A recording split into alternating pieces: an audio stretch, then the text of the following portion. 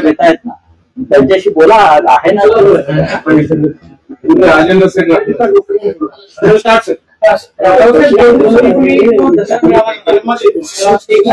दसरा मेळाव्यामध्ये रामदास कदमांनी जे आरोप केलेले आहेत त्या आरोपांची बरीच चर्चा होती. बाळासाहेबांचं निधन झालं मात्र हाताचे कसे घेण्यासाठी 2 दिवस सांगितलं नाही. त्याच्यामध्ये काय तथ्य आहे का? एक लक्षात घ्या रामदास कदम हा कधी भरोशाचा माणूस नाही. खरं म्हणजे त्यांनी उद्धव ठाकरे साहेबांचं फोटो लावून पूजा केली पाहिजे. कोकणामध्ये विधानसभेची निवडणूक ठरल्यावर माननीय उद्धव साहेबांनी त्यांना 2 वेळा विधान परिषदेवर पाठवलं. 2 वेळा असं दुसऱ्या पक्षात होत त्यांना 2 लोकांना विधान परिषदेवर पाठवला पक्षाचा विरोध होता. 2 लोकांना विधान परिषदेवर सातत्यानं पाठवायला आमच्या पक्षामध्ये विरोध होता. त्यात एक रामदास कदम आणि दुसरा नीलम गोरे. नीलम गोरेंच्या पक्षातलं योगदान काय हा कायम प्रश्न विचारला जाईल. आणि रामदास कदम यांना इतके वर्ष संधी मिळालेली आहे आमदार मंत्री त्यांना वारंवार आपण विधान परिषदेवर ती का पाठवता असा उद्धव ठाकरेंना पक्षातून प्रश्न विचारले गेले. तरीही उद्धव ठाकरे हे एक दयाबुद्धीचे ग्रस्त असल्यामुळे आपले ज्येष्ठ सहकारी आहेत. आम्ही उद्योगींना ठीक आहे तर त्यांनी 2 वेळा त्यांना 12 वर्ष विधान परिषदेवरती पाठवलं. आता अशा माणसानं कृतज्ञ राहिला पाहिजे ठाकरे कुटुंबात. पण आता यांना आता हे दरवेळी होतायत पण मी तुम्हाला अत्यंत जबाबदारीनं सांगतो की हिंदू हृदय सम्राट बाळासाहेब ठाकरे यांची त्यांच्या मृत्यूनंतर जी विटंबना हे लोक करतायत ही विटंबना त्याची जवळ किंमत रामदास कदम यांच्यासारख्या लोकांना मोजावी जवळ किंमत मोजावी. आणि मी हे अत्यंत जबाबदारीनं सांगतो. मग ही किंमत कोणत्याही प्रकारची असेल कायदेशीर असेल भावनिक असेल नीतीची असेल पण ह्याला जवळ किंमत बाळासाहेब ठाकरेंच्या संदर्भात तुम्ही अशा प्रकारची विधानं करता मला लाजा वाटल्या पाहिजे. त्या संपूर्ण घटनाक्रम जे सांगतात मी तिथे उपस्थित शेवटच्या 8 दिवस साहेबांचा जो क्रिटिकल काळ मी तिथे उपस्थित होतो. पूर्ण काळ शेवटच्या क्षणापर्यंत माझ्यासारख्या माणूस तिथे उपस्थित होता. ते कुठे होते? कोणी नव्हतं. आम्ही मोजके होतो तिकडे. आम्हाला माहिती आहे काय अवस्था होती आणि काय सगळ्यांची परिस्थिती आणि तुम्ही त्याचा आता या प्रकारे फक्त उद्धव ठाकरे यांना बदनाम करण्यासाठी तुम्ही माननीय बाळासाहेब ठाकरे यांच्या मृत्यूची त्यांच्या मृतदेहाची विटंबना करण्यापर्यंत तुमची मदत गेली असते तर तुम्हाला याची जवळ किंमत मोजावी लागेल. 12 वाजता आज शिवसेना भवनामध्ये अनिल परब यांची पत्रकार परिषद ते काय बोलतात ते ऐका. कायदेशीर म्हणजे तुम्ही अनिल परब यांची एक महत्वाची पत्रकार परिषद या संदर्भात आहे. तर सर्व प्रकारची किंमत त्यांना मोजावी लागेल. पद आणि पैसा यासाठी एखादी व्यक्ती किती खालच्या पातळीवर जाऊ शकते हे रामदास कदम यांनी रामदास कदम ते नक्कीच पक्षामध्ये अनेक वर्ष त्यांनी काम केलं. पक्षाने त्यांना दिलंय भरपूर. खास करून उद्धव ठाकरे साहेबांनी दिलाय. उद्धव ठाकरे साहेबांनी दिलाय. विरोधी पक्ष नेता पद असेल मंत्रीपद असेल नंतर ते त्यांना उद्धव साहेबांनी दिलेली पदक बरीचशी विधान परिषदेत त्यांच्या नेमणूक असते या माननीय उद्धव साहेबांनी दिलेली पद आहे. बाळासाहेबांच्या नंतर जेव्हा सूत्र उद्धवजीकडे गेली तेव्हा उद्धवजींनी सुद्धा बाळासाहेबांबरोबर या सगळ्या काम करणाऱ्या कार्यकर्त्यांना सन्मानानं व्हा. आणि अशा वेळेला तुम्ही फक्त टाळ्या मिळवण्यासाठी पण त्यांना टाळ्या नाही मिळत. महाराष्ट्र थुकतोय त्यांचं मराठी माणूस अशा व्यक्तीवर फुलतो जो बाळासाहेबांची विटंबना करतो त्यांच्या बाबतीत. आम्ही पाहू ना, आम्ही जिवंत आहोत अजून, आम्ही जिवंत आहोत अजून, आम्ही बघू काय करायचं. अशा प्रकारचे पहिलंच विधान यापूर्वी पण त्यांनी सगळा पद आणि पैसा यासाठी वेडा झालेला माणूस कोणत्याही प्रकारची विधानं करू शकतो. मी परत सांगतो, या आधी ते काय बोलले वगैरे काय मला माहित नाही, वारंवार तेच बोलतो. हे कुठे होते त्यावेळेला, कधी होते? सर ठाकरेंच्या सुखदुःखामध्ये हे सगळे लोक कुठेच नव्हते. सर त्यांचं असं म्हणणं आहे, त्यांच्या म्हणणार काय, तुम्ही म्हणता 12 वाजता पत्रकार परिषद घेतात ते तुम्ही ऐका आणि माननीय उद्धव ठाकरे त्या विषयावर बोलतो.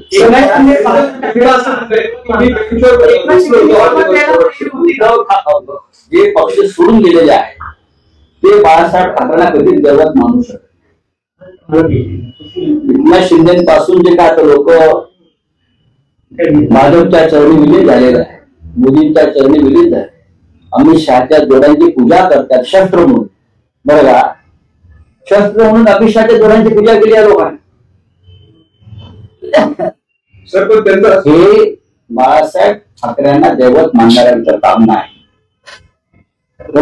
उद्धव ठाकरे आज पुण्यात येतात, माननीय शिवसेना पक्षाकडून उद्धव ठाकरे पुण्यात येत आहे. कोणापर्यंत पोहोचलेल्या वेळ देते पत्रकारांची संवाद सगळ्यात आधी तुमची व्यवस्था महानगरपालिकेसाठी काही रणसिंग फुकले जातात. मुंबई पुणे महत्वाचे शहर आहेत. मुंबई, ठाणे, नवी मुंबई, कल्याण डोंबिवली, नाशिक, पुणे, संभाजीनगर या महत्वाच्या महानगरपालिका नक्कीच आहेत. आणि त्यासाठी आम्ही राज ठाकरे महाविकास आघाडीतले काही प्रमुख घटक पक्ष त्यांची एकत्र चर्चा सुरू आहे.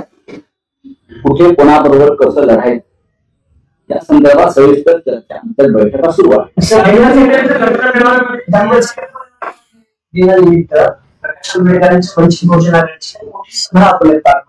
त्यात ओबीसी आरक्षणाचा महत्वाचा मुद्दा जो आहे ना तो त्यांनी मांडलाय की भाजपने गेल्या अनेक वर्षांपासून ओबीसी समाजाला ओबीसी आरक्षणाला विरोध केलाय. हे खरे दुश्मन जे आहेत ओबीसीच्या आरक्षणाचे भाजप आहे. वंचित शिवाय पर्याय आरक्षणाला असं आहे की प्रकाश आंबेडकरांची भूमिका ही कायम असते, ते मांडत असतात, पण त्यांची भूमिका ही कायम संघ आणि भाजपला मदत होईल अशी निवडणुकीमध्ये असते. ते पण तेवढंच. राज्याचे मुख्यमंत्री देवेंद्र फडणवीस म्हणाले की दसरा मेळाव्यावर उद्धव ठाकरेंनी भाषण केलं ज्याच्यामध्ये मदतीवर कोणतीच चर्चा झाली नाही. माझे 1000 रुपये उद्धव ठाकरेंनी वाचवलेले आहे. फार कंजूस माणूस हा, फार कंजूस माणूस. त्यांनी पेशव्यांचा आदर्श घ्यायला पाहिजे. हा बेजार माणसं होती पेशवे, नाना फडणवीस. 1000ची पहिली लावतो उद्धव ठाकरेचं भाषण जर तुम्ही काळजीपूर्वक ऐकलं तर त्यांनी शेतकऱ्यांच्या प्रश्नावरती आवाज उठवला. शेतकऱ्यांना कशा प्रकारची मदत जायला हवी. बरं काय जे कानात गोळे धरून बसले होते काय याचा त्यांचे भाषण ऐकलंय, पण कानात गोळे घातले. शेतकऱ्यांच्या प्रश्नावर बोलताना त्यांनी कानामध्ये गोळे घातले. उद्धव साहेबांनी एकरी आणि हेक्टरी किती मदत व्हावी या संदर्भात भूमिका मांडली. उद्धव साहेबांनी कर्जमाफी कशा प्रकारे करायला या संदर्भात भूमिका मांडली. उद्धव साहेबांनी ओल्या दुष्काळासंदर्भात देवेंद्र फडणवीस कशी फसवणूक करतायत त्या संदर्भात त्यांचं एक पत्र त्यांच्या तोंडावर मारलं. उद्धव साहेबांनी मुंबईसह शहरांची कसा नासाडी चाललेली आहे गौतम अदानीच्या माध्यमातून. हा विकासावरच मुद्दा आहे ना की आमची मुंबई आहे महाराष्ट्र. तुम्ही गौतम अदानीला विकताय मुंबई आमची फुकटात देताय. हा विकासाचा मुद्दा वाटत नसेल देवेंद्र फडणवीसना तर गौतम अदानी त्याला 35% दलाली देतोय. हा कमिशनवरचा मुख्यमंत्री आहे, मिशनवरचा मुख्यमंत्री नाहीये. काय याची विकासाची व्याख्या काय? गौतम अदानीला कळवळ घेऊन आम्ही फिरावं ही यांची विकासाची व्याख्या आहे का? यांच्याप्रमाणे सांगावं त्यांनी. उद्धव ठाकरेंचं भाषण त्या दिवशीचं हे सुपरहिट भाषण होतं. विकासावर ते बोलले. त्यांनी भाजपचा आणि संघ परिवाराचा बुरखा फाडला, मुंबई लुटणाऱ्यांचा बुरखा फाडला. देवेंद्रजी सारख्या लोकांना हे असं आवडणार नाही, त्याला सत्य ऐकण्याची सवय आहे. ते सगळे लाचार लोक. ठाकरे तुमचं सरकार होतं, आदित्य ठाकरे एक निर्णय घेतलेला होता मुंबईत नाईट लाईफ विषयी 24 तास हॉटेल आता या सरकारने घेतला, त्यावेळेस तुमच्यावर टीका करण्यात आली होती. या सरकार बोगस लोक आहेत हे आता बोगस लोक आहेत ना. मी जे म्हणतो हे डुप्लिकेट लोक, बोगस लोक, हे भंपक लोक आहेत. या भारतीय जनता पक्षाच्या लोकांवरती शहाण्या माणसाने विश्वास ठेवू नये. मुळात हा पक्षच नाही, ती राज्य आणि देश लुटणारी टोळी आहे. त्यांच्यावर काय विश्वास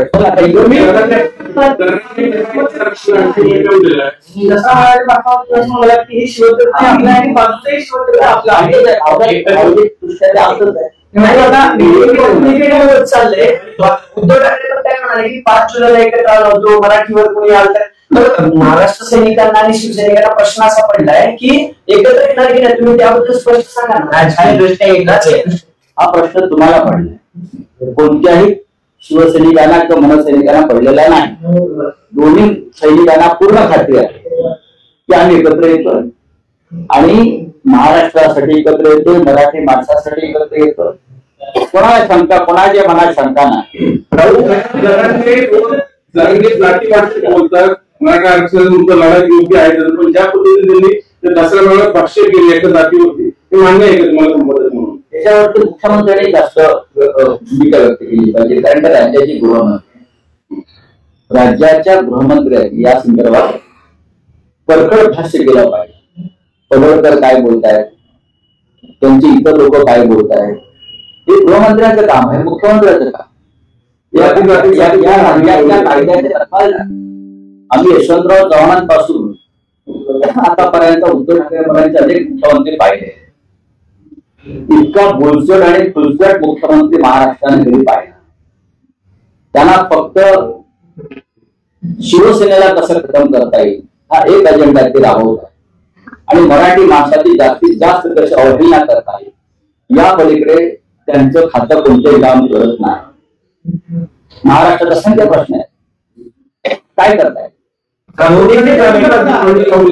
ओबीसी नेत्यांची बैठक बोलवली आहे. सगळे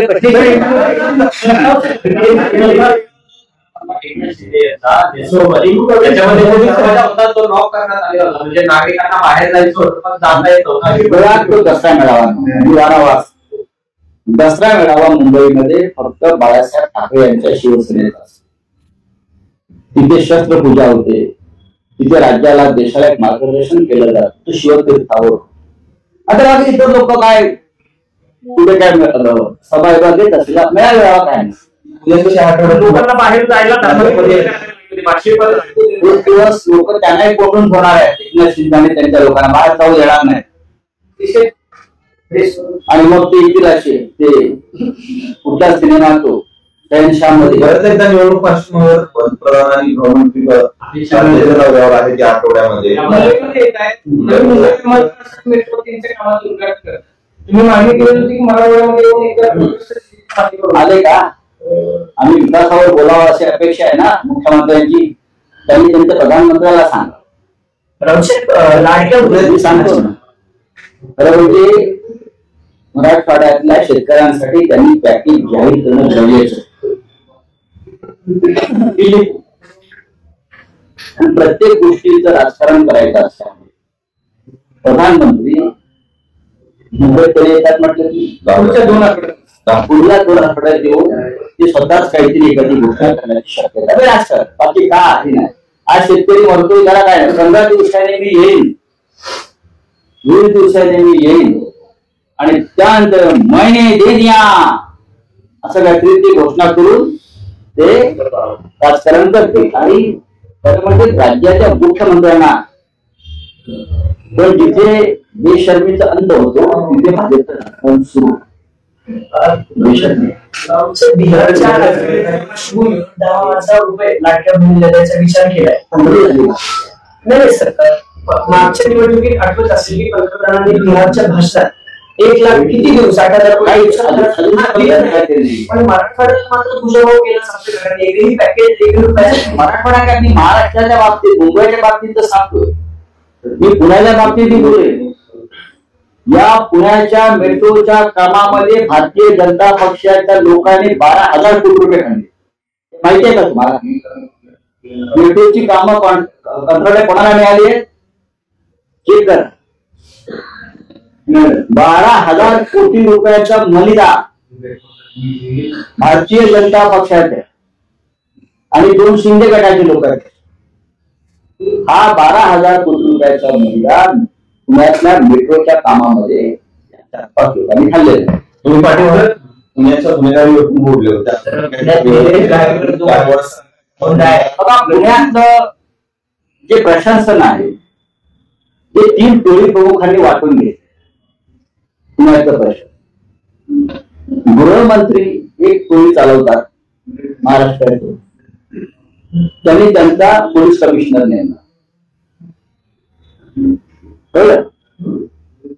त्यानंतर नगरविकास मंत्र्यांची एक टोळी आहे, त्या टोळीला त्यांचा पालिका आयुक्त नेमला. आणि तिसरी टोळी होती दादा पवारची, त्या टोळीला त्यांचा कलेक्टर आणि विभागीय आयुक्त.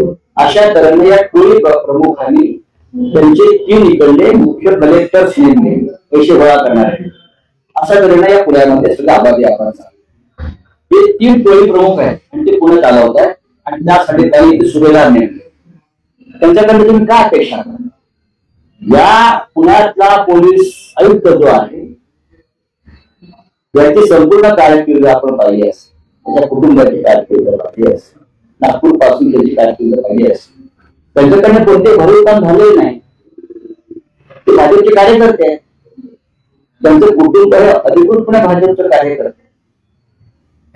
त्यांना कधीतरी ते प्रसिद्धीसाठी झंझट काढतात लोकांनी.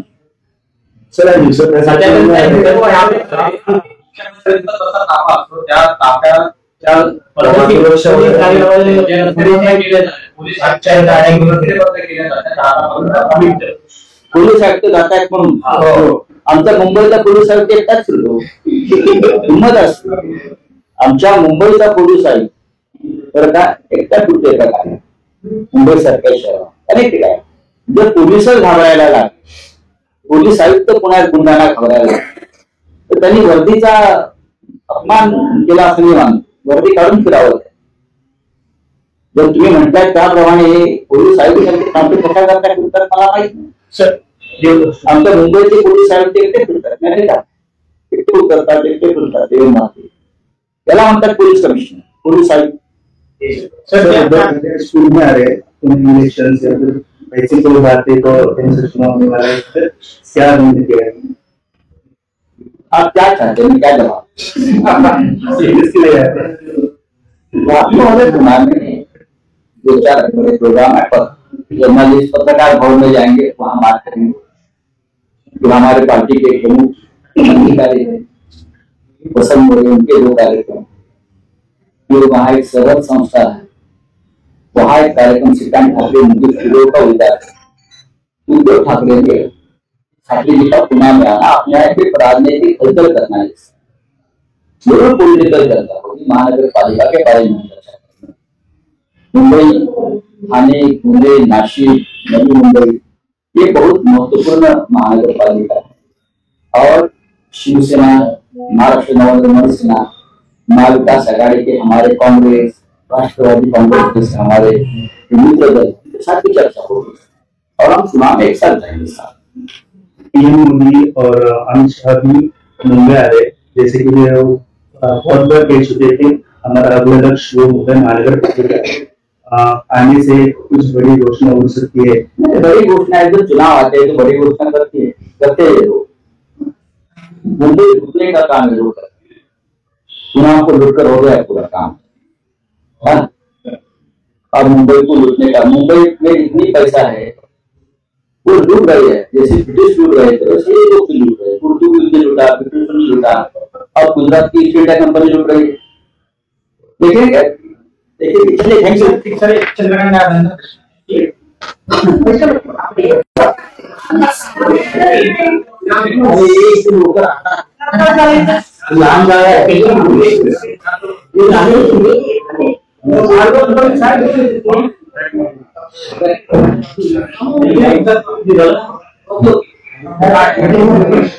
आता उद्धव साहेब येत आहेत ना, त्यांच्याशी बोला, आहे ना राजेंद्र सिंग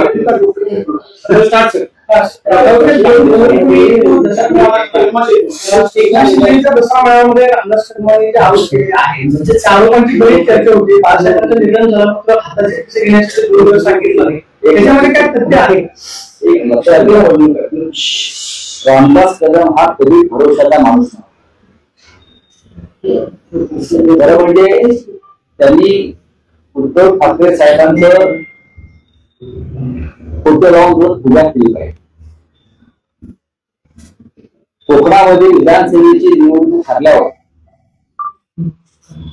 माननीय उद्धव साहेबांनी त्यांना 2 वेळा विधान परिषदेला पाठवलं. 2 वेळा. असं कुठल्या पक्षात होत? त्यांना 2 लोकांना विधान परिषदेवर पाठवला पक्षाचा विरोध. 2 लोकांना विधान परिषदेवर सातत्यानं पाठवायला आमच्या पक्षामध्ये विरोध. त्यात एक रामदास कदम आणि दुसरा नीलम गोरे. नीलम गोरेंचं पक्षातलं योगदान काय हा कायम प्रश्न विचारला होता. आणि रामदास कदम यांना इतके वर्ष संधी मिळालेली आहे, आमदार मंत्री, त्यांना वारंवार आपण विधान परिषदेवरती का पाठवता असा उद्धव ठाकरेंना पक्षातून प्रश्न विचारले गेले. तरीही उद्धव ठाकरे हे एक दयाबुद्धीची गोष्ट असल्यामुळे अगदी ज्येष्ठ सहकारी आहे. आम्ही उद्योजींना ठीक आहे, तर त्यांनी 2 वेळा त्यांना 12 वर्ष विधान परिषदेवरती पाठवलं. आता अशा माणसाला कृतज्ञ राखला पाहिजे ठाकरे कुटुंबात. पण आता यांना आता ही गरज होत आहे. पण मी तुम्हाला अत्यंत जबाबदारीनं ही हिंदुत्व सम्राट बाळासाहेब ठाकरे यांची त्यांच्या मृत्यूनंतर जी विटंबना ही लोक करतायत, विटंबना त्याची जवळ किंमत रामदास कदम यांच्यासारख्या लोकांना मोजावी, जवळ किंमत मोजावी. आणि मी अत्यंत जबाबदारी नसा. मग ही किंमत कोणत्याही प्रकारची असेल, कायदेशीर असेल, भावनिक असेल, व्यक्तीची असेल, पण यांना जवळ किंमत. बाळासाहेब ठाकरेंच्या संदर्भात तुम्ही अशा प्रकारची विधानं करता, मला लाजा वाटला. या संपूर्ण घटनाक्रम जे सांगतात मी उपस्थित शेवटच्या 8 दिवस सर्वांचे क्रिटिकल काळ होता, मी उपस्थित होतो पूर्ण काळ.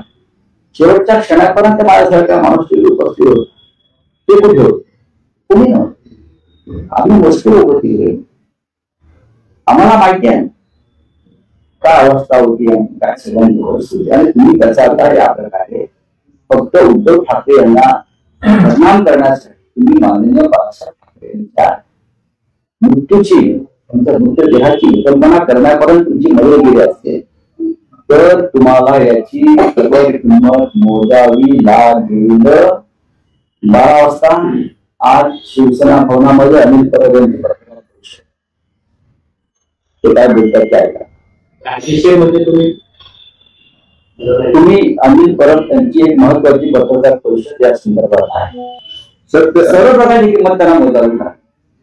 पद आणि पैसा यासाठी एखादी व्यक्ती किती खालच्या पातळीवर जाऊ शकते हे रामदास कदम यांना. रामदास कदम हे नक्कीच पक्षामध्ये अनेक वर्ष त्यांनी काम केले. पक्षाने त्यांना दिले बरोबर, खास करून उद्धव ठाकरे साहेबांनी दिले. उद्धव ठाकरे साहेबांनी दिले. विरोधी पक्ष नेता पद असेल, मंत्रीपद असेल, नंतर त्यांना उद्धव साहेबांनी दिलेली पददर्शी विधान परिषदेत त्यांच्या नेमणूक असतील या माननीय उद्धव साहेबांनी दिलेली पद आहे. बाळासाहेबांच्या नंतर जेव्हा सूत्र उद्धवजीकडे गेली तेव्हा उद्धवजीने सुद्धा बाळासाहेबांबरोबर या सगळ्या काम करणाऱ्या कार्यकर्त्यांना सन्मानानं व्हा. आणि अशा वेळेला तुम्ही फक्त टाळ्या मिळवण्यासाठी, पण त्यांना टाळ्या नाही मिळत. महाराष्ट्र थुकतो त्यांना. मराठी माणूस अशा व्यक्तीवर फुंकतो जो बाळासाहेबांची विटंबना करतो. आम्ही पाहू ना, आम्ही जिवंत आहोत अजून, आम्ही जिवंत आहोत अजून, आम्ही बघू काय करायचं. अशा प्रकारचे पहिलंच त्यांनी आता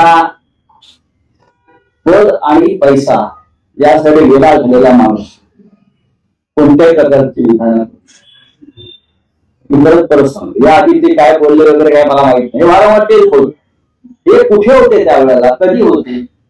ठाकरेंच्या सुखदुःखामध्ये हे सगळे लोक कुठेच नसतात. सर त्यांचं असं म्हणणं आहे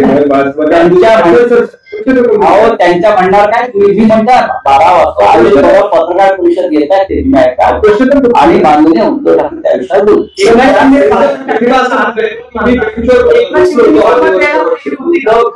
त्या विषयात पक्ष सोडून गेलेले आहे. राऊतांकडे आपल्याला पाहूयात. आमदार संतोष पहा असं पासून जे काय लोक जिथं ऑफिस आहे तिथे भाजपच्या चरणी विलीन झाले, राऊतांकडे आपल्याला पुढची बातमी. अमित शहाच्या जोड्यांची पूजा करतात शस्त्र म्हणून.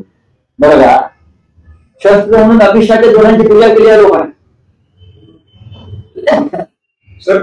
हे बाळासाहेब ठाकरेंना दैवत मानणाऱ्यांचं काम नाही. बघा, उद्धव ठाकरे आमदार संतोष बांगर आणि पीक विमा कंपनीच्या संवाद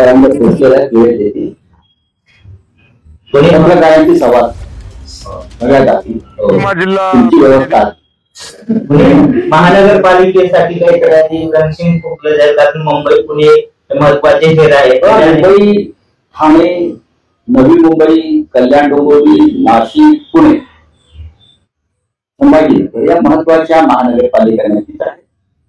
आणि त्यासाठी आम्ही राज ठाकरे, महाविकास आघाडीतले काही प्रमुख घटक पक्ष यांची एकत्र चर्चा सुरू आहे.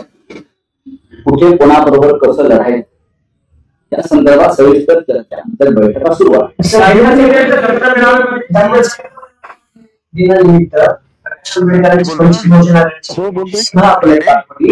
ओबीसी आरक्षणाचा महत्वाचा मुद्दा जो आहे ना, त्यांनी मांडलाय.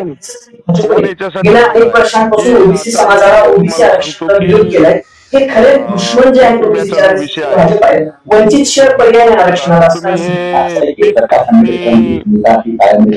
आपला तुम्ही जे 15 ऑगस्टच्या आधीचे जे तुम्ही जर त्या ठिकाणी डोंगर भागामध्ये असतील चांगले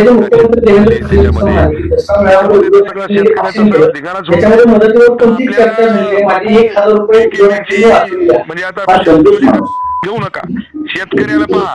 म्हणून आमची रिक्वेस्ट आहे, विनंती, जी वस्तुस्थिती आहे त्या पद्धतीनं तुम्हाला सांगतो की तुमचा सर्वे झाला पाहिजे. तुम्ही ज्या पद्धतीनं तुम्हाला सांगतो की म्हणजे कंपनी नका, शेतकऱ्याचं बरोबर दादाजी, शेतकऱ्यांच्या प्रश्नावर कमी जास्त जर झालं तर तुम्हाला कशा प्रकारची मदत, एवढा वाईट माणूस नाही. मी कंपनीच्या तुमच्या या ठिकाणी राहू देणार नाही. कंपनी तुमचे तुम्हालाही कंपनीच्या सगळ्या माणसाला हातापाय तुम्हाला हातापाय जर सलामत शेतकऱ्याचं हित पहा वस्तुस्थिती असली पाहिजेत. आम्ही तुम्ही फलानं करा, आपण चाललो पाहिजेत एवढं घ्या. त्यांचं ते पत्र त्यांच्या तोंडावर मारलं. उद्धव साहेबांनी मुंबईसह शहरांची कसा नासाडी चाललेली आहे गौतम अदानीच्या माध्यमातून. हा विकासावरच मुद्दा आहे ना, की आमची मुंबई आहे महाराष्ट्र. तुम्ही गौतम अदानीला विकताय मुंबई, आमची फुकटात देताय. हा विकासाचा मुद्दा वाटत नसेल देवेंद्र फडणवीसना, तर गौतम अदानी त्याला 25% दलाली देतोय. हा कमिशनवरचा मुख्यमंत्री आहे, मिशनवरचा मुख्यमंत्री नाहीये. काय म्हणजे याची विकासाची व्याख्या काय? गौतम अदानीला कडे घेऊन आम्ही फिरावं ही यांची विकासाची व्याख्या आहे का? यांच्याप्रमाणे सांगावं त्यांनी. उद्धव ठाकरेंचं भाषण त्या दिवशीचं हे सुपरहिट भाषण होत. विकासावर ते बोलले. त्यांनी भाजपचा आणि संघ परिवाराचा बुरखा फाडला, मुंबई लुटणाऱ्यांचा बुरखा फाडला. देवेंद्रजी सारख्या लोकांना हे असं आवडणार नाही. त्याला सत्य ऐकण्याची सवय आहे. हे सगळे लाचार लोक. आदित्य ठाकरे तुमचं सरकार होतं, आदित्य ठाकरेंनी एक निर्णय घेतलेला होता मुंबईत नाईट लाईफ विषय म्हणजे 24 तास हॉटेल या सरकारने घेतला. त्यावेळेस तुमच्यावर टीका करण्यात आलेली होती. याच सरकार बोगस लोक आहेत हे आता बोगस लोक आहेत ना. मी जे म्हणतो हे डुप्लिकेट लोक, बोगस लोक, ते भंपक लोक आहेत.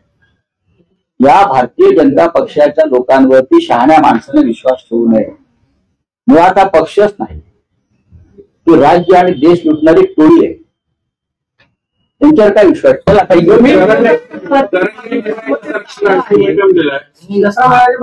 मला की शिवतज्ञ आपला आणि बाजूचाही शिवतज्ञ आपला आहे. चाललंय. उद्धव ठाकरे पण काय म्हणाले की 5 जुलैला एकत्र आलो होतो, मराठीवर कोणी आलं तर. महाराष्ट्र सैनिकांना आणि शिवसैनिकांना प्रश्न असा पडलाय की एकत्र येणार की नाही, तुम्ही त्याबद्दल स्पष्ट सांगा. राजकीय दृष्ट्या हा प्रश्न तुम्हाला पडलाय, कोणत्याही शिवसैनिकांना किंवा मनसैनिकांना पडलेला नाही. दोन्ही सैनिकांना पूर्ण खात्री आहे की आम्ही एकत्र येतोय आणि महाराष्ट्रासाठी एकत्र येतोय, मराठी माणसासाठी एकत्र येतोय. कोणाला शंका, कोणाच्या मनात शंका नाही. जाती भाषेत बोलतात, मराठा आरक्षणाचा लढा योग्य आहे त्याचं, पण ज्या पद्धतीने त्यांनी दसऱ्या मेळाव्यात भाष्य केले एका जातीवरती, ते मान्य आहे का तुम्हाला संबंधित म्हणून? त्याच्यावरती मुख्यमंत्र्यांनी जास्त भूमिका व्यक्त केली पाहिजे, कारण त्या राज्याचे गृहमंत्री, राज्याच्या गृहमंत्र्यांनी या संदर्भात परखड भाष्य केलं पाहिजे. पडळकर काय बोलतायत, त्यांचे इतर लोक काय बोलतायत, हे गृहमंत्र्याचं काम आहे, मुख्यमंत्र्याचं काम. या कायद्याचे तत्वाल आम्ही यशवंतराव चव्हाणांपासून आतापर्यंत उद्धव ठाकरेपर्यंत अनेक मुख्यमंत्री पाहिले. इतका बोलचट आणि खुलचट मुख्यमंत्री महाराष्ट्राने कधी पाहिला. त्यांना फक्त शिवसेनेला कसं खतम करता येईल हा एक अजेंडा ते राबवत आहे आणि मराठी माणसाची जास्तीत जास्त कशी अवहेलना करता येईल या पलीकडे त्यांचं खातं कोणतेही काम करत नाही. महाराष्ट्रात असंख्य प्रश्न आहेत, काय करताय? ओबीसी नेत्यांची बैठक बोलवली आहे. सगळे प्रश्न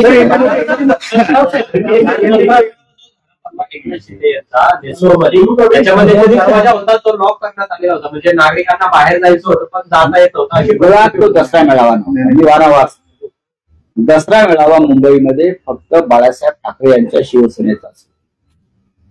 तिथे शस्त्रपूजा होते, तिथे राज्याला देशाला एक मार्गदर्शन केलं जातं, तो शिवतीर्थावर. आता बाकी इतर लोक काय कुठे काय सभा विभाग घेत असेल, मेळावा काय नसतं. लोकांना बाहेर जायला एक दिवस लोक त्यांनाही कोंडून ठेवणार आहेत. एकनाथ शिंदे आणि त्यांच्या लोकांना बाहेर जाऊ देणार नाहीत. आणि मग ते येतील असे ते कुठला सिनेमा तो शहनशाह मध्ये. परत एकदा निवडणूक पार्श्वभूमीवर पंतप्रधान आणि गृहमंत्री राज्याच्या दौऱ्यावर आहे त्या आठवड्यामध्ये येत आहेत. नवी मुंबई विमानतळासाठी मेट्रो 3च्या कामाचं उद्घाटन करतात. तुम्ही मागणी केली होती की मराठवाड्यामध्ये येऊन एकदा आले का? आम्ही विकासावर बोलावं अशी अपेक्षा आहे ना मुख्यमंत्र्यांची. त्यांनी त्यांच्या प्रधानमंत्र्याला सांगावं. रावसाहेब लाडक्या सांगतो ना, खरं म्हणजे मराठवाड्यातल्या शेतकऱ्यांसाठी त्यांनी पॅकेज जाहीर करणं गरजेचं. प्रत्येक गोष्टीचं राजकारण करायचं असल्यामुळे प्रधानमंत्री मुंबईकडे येतात म्हटलं की पुढच्या 2 आठवड्यात येऊन ते स्वतःच काहीतरी एखादी घोषणा करण्याची शक्यता. राजकारण बाकी काही नाही. आज शेतकरी मरतोय त्याला काय नाही. 15 दिवसाने मी येईन, 20 दिवसाने मी येईन आणि त्यानंतर महिने दिन या असं काहीतरी ती घोषणा करून ते राजकारण करते. आणि खरं म्हणजे राज्याच्या मुख्यमंत्र्यांना पण जिथे बेशर्मीचा अंत होतो तिथे भाजपचं राजकारण सुरू. बिहारच्या पार्श्वभूमीवर 10,000 रुपये लाडक्या बहिणीला द्यायचा विचार केलाय. नाही सर, मागच्या निवडणुकीत आठवत असेल की पंतप्रधानांनी बिहारच्या भाषणात 1 लाख किती देऊ, 60,000 रुपये पण मराठवाड्याला मात्र तुझाभाव केला सांगतोय. कारण एकही पॅकेज 1 रुपयाचं मराठवाडा काय, मी महाराष्ट्राच्या बाबतीत मुंबईच्या बाबतीत सांगतोय, मी पुण्याच्या बाबतीत बोलेन. या पुण्याच्या मेट्रोच्या कामामध्ये भारतीय जनता पक्षाच्या लोकांनी 12,000 कोटी रुपये खाल्ले. माहिती आहे का तुम्हाला? मेट्रोची कामं कंत्राट कोणाला मिळाली आहेत?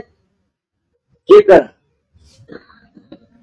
12,000 कोटी रुपयाचा मलिदा भारतीय जनता पक्षाचे आणि 2 शिंदे गटाचे लोक आहेत. हा 12,000 कोटी रुपयाचा मलिदा पुण्यातल्या मेट्रोच्या कामामध्ये 4-5 लोकांनी खाल्लेला आहे. तुम्ही पाटील पुण्याच्या गुन्हेगारीवरून बोलले होते.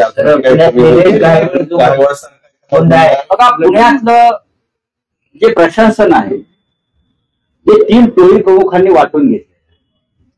पुण्याचं प्रशासन, गृहमंत्री एक टोळी चालवतात महाराष्ट्राचे, त्यांनी त्यांचा पोलीस कमिशनर नेमला. कळलं? त्यानंतर नगरविकास मंत्र्यांची एक टोळी आहे, त्या टोळीला त्यांचा पालिका आयुक्त नेमला. आणि तिसरी टोळी अजितदादा पवारची, त्या टोळीनं त्यांचा कलेक्टर आणि विभागीय आयुक्त. अशा तऱ्हेने या टोळी प्रमुखांनी त्यांचे 3 इकडले मुख्य कलेक्टर्स नेमले पैसे गोळा करणारे. अशा तऱ्हेने या पुण्यामध्ये सगळे आबादी हे 3 टोळी प्रमुख आहेत आणि ते पुणे चालवत आहेत. आणि त्यासाठी त्यांनी इथे सुभेदार नेमले. त्यांच्याकडे तुम्ही काय अपेक्षा करा? या पुण्यातला पोलीस आयुक्त जो आहे याची संपूर्ण कारकीर्द आपण पाहिली असेल, त्याच्या कुटुंबाची कारकीर्द पाहिली असेल, नागपूर पासून त्यांची कारकीर्द पाहिली असेल, त्यांच्याकडनं कोणते भरीव काम झालेले नाही. ते भाजपचे कार्यकर्ते आहेत, त्यांचे कुटुंब हे अधिकृतपणे भाजपचे कार्यकर्ते. पुण्यात त्यांना कधीतरी ते प्रसिद्धीसाठी भिंड काढतात लोकांची. तसा ताफा असतो, त्या ताफ्याच्या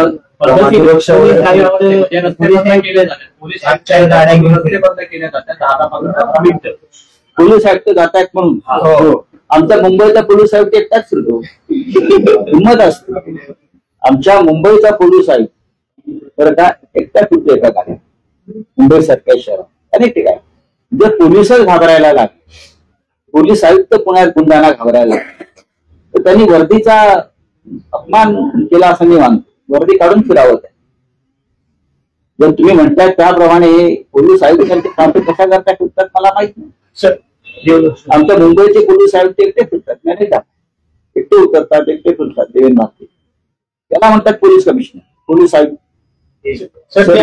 स्कूल में आ रहे तुम इलेक्शन या फिर ऐसी कोई बात है तो इनसे चुनाव होने वाला है, क्या रणनीति है? आप क्या चाहते हैं, क्या जवाब? इसके लिए चुनाव में 2-4 बड़े प्रोग्राम है. जर्नलिस्ट पत्रकार भवन में जाएंगे, वहां बात करेंगे. फिर हमारे पार्टी के प्रमुख अधिकारी है पसंद हो रहे, उनके 2 कार्यक्रम. फिर वहां एक सरहद संस्था है, वहां एक कार्यक्रम श्रीकांत ठाकरे मुझे फिरो का उद्धार. उद्धव ठाकरे ने ठाकरे जी का पुणे में आना अपने आप एक राजनीतिक हलचल करना जैसा. जरूर पॉलिटिकल चर्चा होगी, महानगर पालिका के बारे में चर्चा करेंगे. मुंबई, ठाणे, पुणे, नाशिक, नवी मुंबई ये बहुत महत्वपूर्ण महानगर पालिका है. और शिवसेना, महाराष्ट्र नवनिर्माण सेना, महाविकास आघाड़ी के हमारे कांग्रेस, राष्ट्रवादी कांग्रेस जैसे हमारे मित्र दल के साथ भी चर्चा होगी और हम चुनाव में एक साथ जाएंगे. साथ पीएम मोदी और अमित शाह भी मुंबई आ रहे, जैसे कि बहुत बार कह चुके थे हमारा अगला लक्ष्य वो मुंबई महानगर पालिका आने से कुछ बड़ी घोषणा हो सकती है. बड़ी घोषणा है, जब चुनाव आते हैं तो बड़ी घोषणा करते हैं लोग. मुंबई लूटने का काम है लोग करते हैं. चुनाव को लूटकर हो गया पूरा काम. अब मुंबई को लूटने का, मुंबई में इतनी पैसा है वो लूट रही है. जैसे ब्रिटिश लूट रहे थे वैसे ये लोग भी लूट रहे हैं. पोर्तुगीज ने लूटा, ब्रिटिश ने लूटा, अब गुजरात की ईस्ट इंडिया कंपनी लूट रही है. देखेंगे. चलिए, थैंक यू. चंद्रकांत दादांचा प्रश्न.